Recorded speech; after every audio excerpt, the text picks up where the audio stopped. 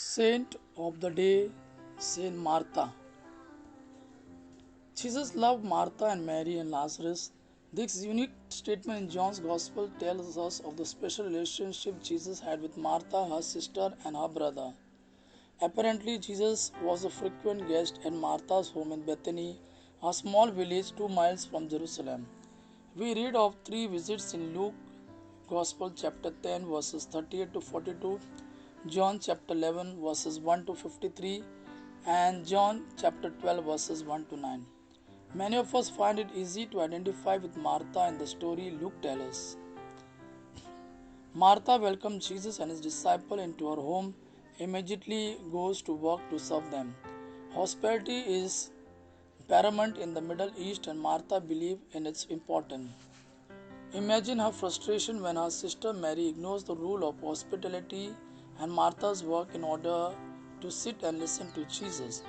Instead of speaking to her sister, she asks Jesus to intervene. Jesus' response is not unkind, which gives us an idea of his affection for her. He observed that Martha is worried about many things that distract her from really being present to him. He reminds her that there is only one thing that is truly important, listening to him, and that is what Mary has done. In Martha, we see ourselves worried and distracted by all we have to do in the world and forgetting to spend time with Jesus. It is, however, comforting to know that Jesus loved her just the same. Next visit shows how well Martha learned this lesson. She is grieving the death of her brother with a house full of mourners.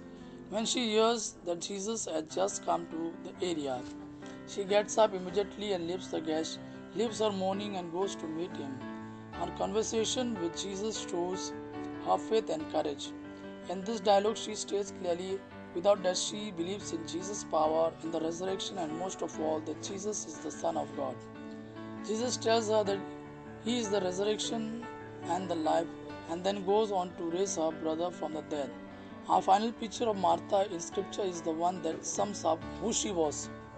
Jesus has returned to Bethany some time later to share a meal with his good friends. In this home were three extraordinary people.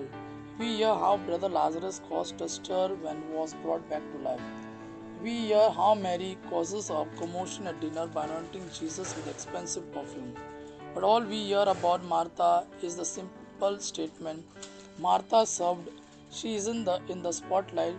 She doesn't do showy things. She doesn't receive spectacular miracles. She simply served Jesus.